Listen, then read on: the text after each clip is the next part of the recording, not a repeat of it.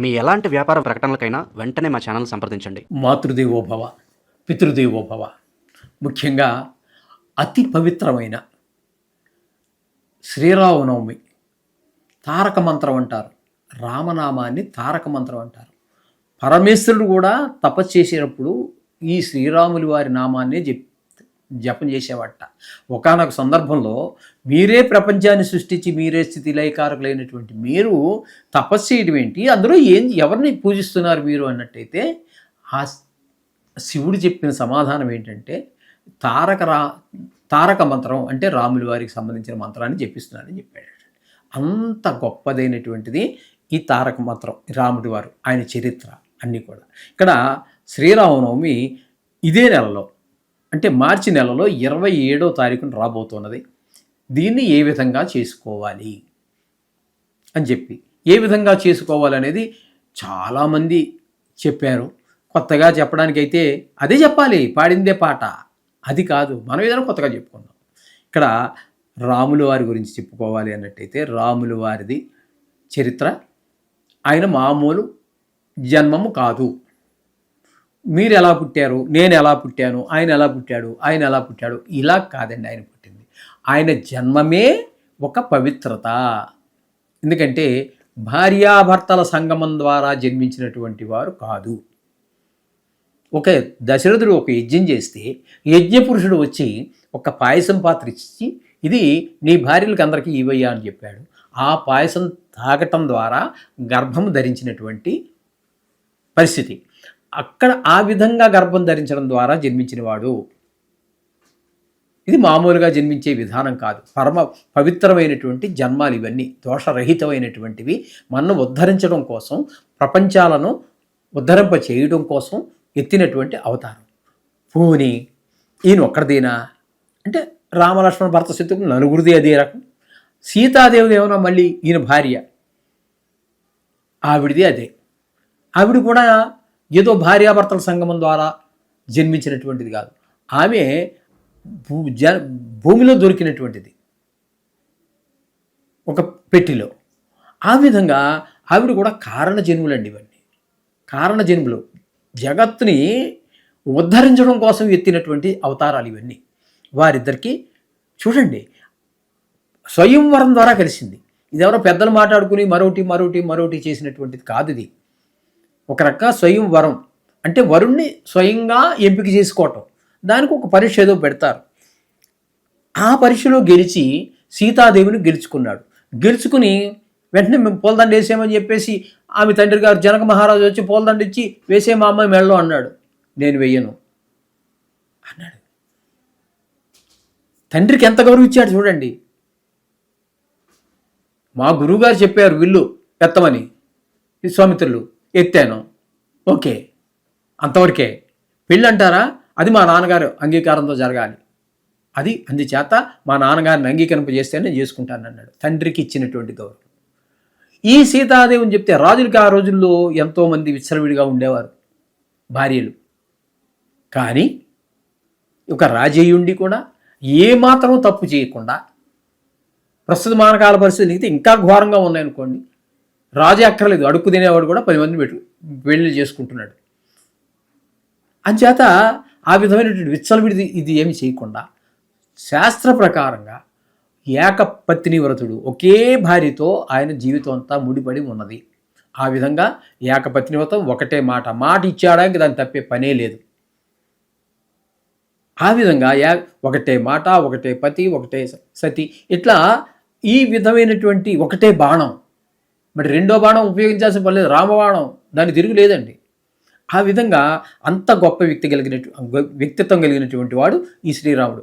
ఆయన శ్రీరామనవమిని ఆయన జన్మదినంగా కొంతమంది చెప్తున్నారు, ఆయన కళ్యాణం చేసుకున్న రోజని కొంతమంది చెప్తున్నారు. అంచేత ఆ రోజున మొత్తం యావత్ భారతదేశమే కాదండి, హిందూ జాతి ఎన్ని దేశాల్లో ఉన్నారో అన్ని చోట్ల కూడా అత్యంత భక్తి శ్రద్ధలతోటి ఆ రోజుని దానికి పెద్ద ప్రణాళిక పెట్టుకొని ఒక 10-15 రోజుల ముందు నుంచే దానికి ప్రిపేర్ అయ్యి వీధిన, వాడన, పల్లెన, పట్టణాల్లో అక్కడ ఇక్కడ అనేటటువంటిది లేదండి. ఎక్కడ పడితే అక్కడ మండపాలు ఏర్పాటు చేసుకుని అత్యంత భక్తి శ్రద్ధలతోటి వాళ్ళు పొద్దుటే లేచి స్నానం చేసి ఆ దేవుడు కళ్యాణం అక్కడికి వచ్చి కొత్త శుభ్రమైన బట్టలు ధరించి ఆ ఎక్కడైతే శ్రీరామనవమి కోసం ఏర్పాటు చేసుకున్నారో అక్కడికి వచ్చి అది కళ్ళారా చూసి ఇప్పటికీ కూడా మన శుభలేఖ పెళ్ళిళ్ళకి శుభలేఖ రాసే దాని మీద ఆ శ్రీరాముల వారి శ్లోకమే రాస్తారు.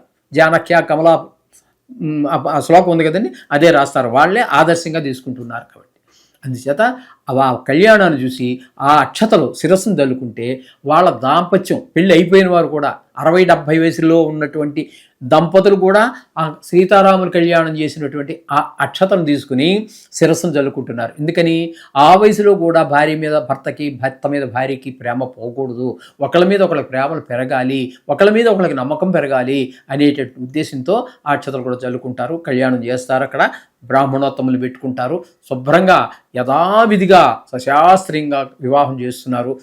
అది అందరూ చూసి తరిస్తున్నారు. అందులో ఆ రోజుల్లో ముత్యాలు అందరూ రాజుల కుటుంబాలు కదండి, అంచేత ముత్యాలు కలవటం ఇవన్నీ చేయటం, తర్వాత బెల్లం వడపప్పు, ఈ బెల్లం పానకము ఇవన్నీ పంచటము, అంటే ఆ కాలానికి తగిన రోగాలను నివారిస్తుంది అనేటటువంటి.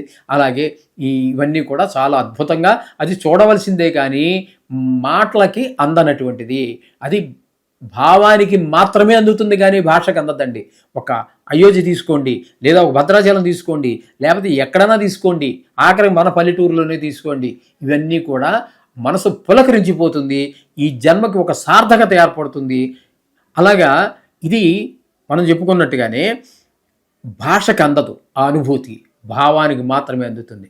అలా ఆ విధమైనటువంటిది వాడిద్దరు కళ్యాణం. అయితే ఇలా చేసుకుంటే సరిపోతుందా? ఇది సమస్య. ఇది ఇలా చేసుకుంటే సరిపోతుంది అనుకుంటే అది సరికాదు. అది సరికాదు. ఎందుకని? రాముడు ఎలా ప్రవర్తించాడు అలా ప్రవర్తించు.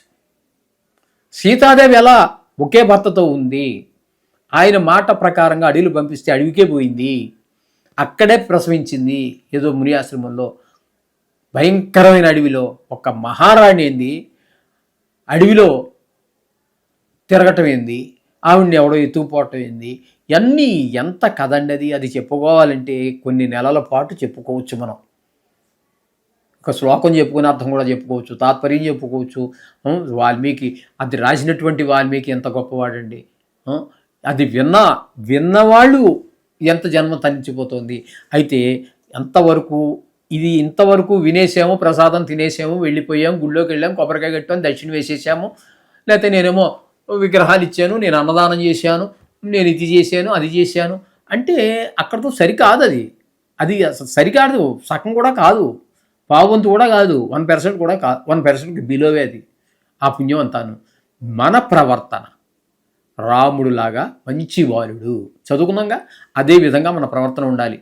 అలాగే భార్య పట్ల అంటే అదే ప్రవర్తన ఉండాలి. అలాగే పిల్లల పట్ల అదే మమకారంతో ఉండాలి. అలాగే అన్నదమ్ములతోటి అలాగే ఉండాలి. పితృవాక్య పరిపాలన, తండ్రి మాటను అలాగే పాటించాలి. అలాగే తల్లి పట్ల కూడా అదే విధమైన ప్రవర్తన ఉండాలి. అసలు మనిషి అనేటటువంటి వాడు ఎలా జీవించాలి అనేటటువంటిది తెలిపేటటువంటి మన ఈ వాంగ్మయంలో, ఒక తెలుగు అని కాదండి, సంస్కృతం అని కాదు, ఈ ప్రపంచ వాంగ్మయంలోనే భార్యాభర్తలు కానీ ఒక మానవుడు ఎలా జీవించాలి అనేటటువంటి అనేక విషయాలలో రామాయణానికి సాటి వచ్చేటటువంటి గ్రంథం మరొకటి లేదు. ఇది ఖచ్చితం. ఆ విధంగా మన ప్రవర్తన మార్చుకుంటే రామరాజ్యం 5 నిమిషాల్లో వస్తుందండి. ఈ యుద్ధాలు ఉండవు, ఈ గొడవలు ఉండవు, ప్రశాంతమైన జీవితం. భర్తకి నమ్మకం ఉండటం లేదు, భర్త పట్ల భార్యకి నమస్కారం ఉండట్లేదు, భార్య చంపేస్తోంది మొగుడు పంతొమ్మిది దాకా మొగుడు చంపేశారు. ఇప్పుడు ఆడవాళ్ళు చంపేస్తున్నారు భర్తల్ని, కొడుకు చంపేస్తున్నాడు, నేను తీసుకెళ్ళి వృద్ధాశ్రమంలో బారేస్తున్నారు. ఇంత అన్నం పెట్టలేవురా, నీ బతుకు చెడా. కన్న తల్లికి కన్న తండ్రికి ఇంత అన్నం పెట్టలేవా, వృద్ధాశ్రమంలో బారేస్తున్నారు. ఏం చేస్తున్నారు, ఎలా పోతున్నారు, ఎందుకు ఇంత రాక్షసుల్లా తయారైపోతున్నారు? మీరు రాముణ్ణి అనుసరించండి, ఆయన నడిచిన బాట నడవండి, మొత్తం ప్రపంచమే మళ్ళీ తిరిగి రామరాజ్యం అయిపోతుంది.